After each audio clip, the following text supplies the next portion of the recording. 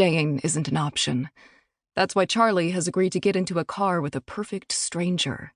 She's promised Robbie, promised herself as well, that she'll bolt if anything about the situation strikes her as shady.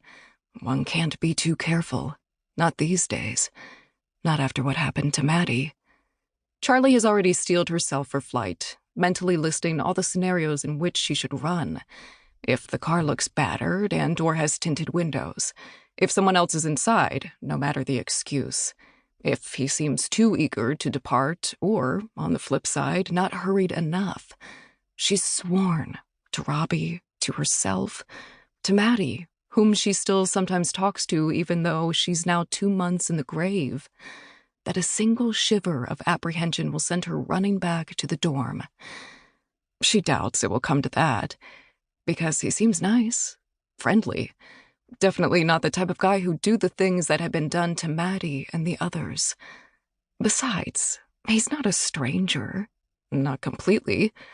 They'd met once before, in front of the ride board in the campus commons, dwarfed by that wall of flyers from students desperate to get home and those eager to drive them there in exchange for gas money.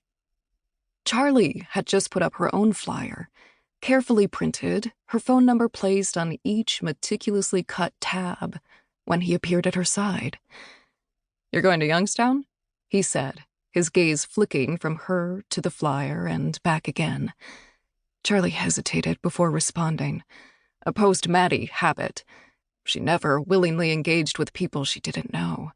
Not until she had a grasp on their intentions. He could have been making small talk, or trying to pick her up. Unlikely, but not entirely out of the realm of possibility. It was how she met Robbie, after all. She'd been pretty once, before guilt and grief had sunk their claws into her. "Yeah," she eventually said, after his gaze returned to the ride board, making her decide he was there for the same reason she was. "That where you're heading?"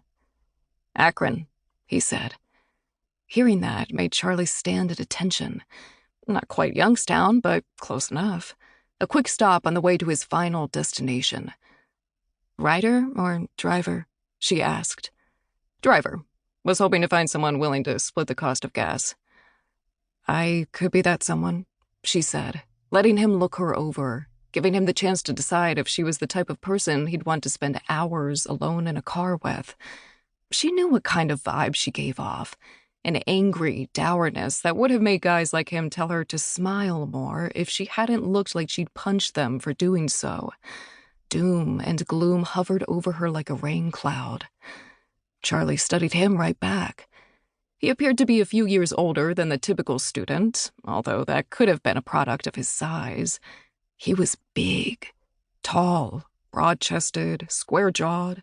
Wearing jeans and an Oliphant University sweatshirt, he looked, Charlie thought, like the hero of a 40s campus comedy, or the villain in an 80s one.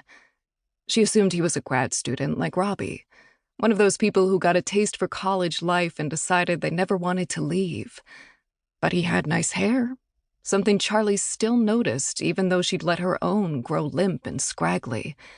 Great smile, too, which he flashed when he said, "Possibly. When were you looking to leave?" Charlie gestured to her flyer, and the 4 letters placed all caps in the dead center of the page. ASAP. He tore a tab from the bottom of the flyer, leaving a gap that brought to Charlie's mind a missing tooth. The thought made her shudder.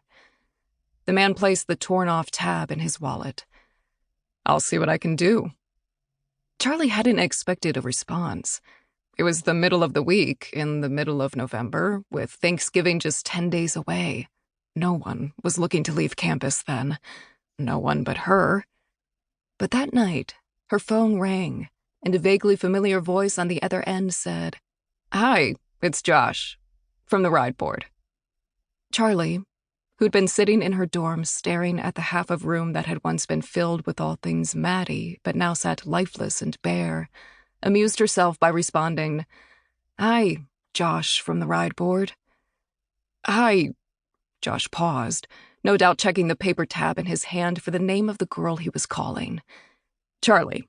I just wanted to tell you that I can leave tomorrow, but it won't be until late, 9 o'clock. If you want, there's a space in the passenger seat with your name on it. I'll take it. And that was that.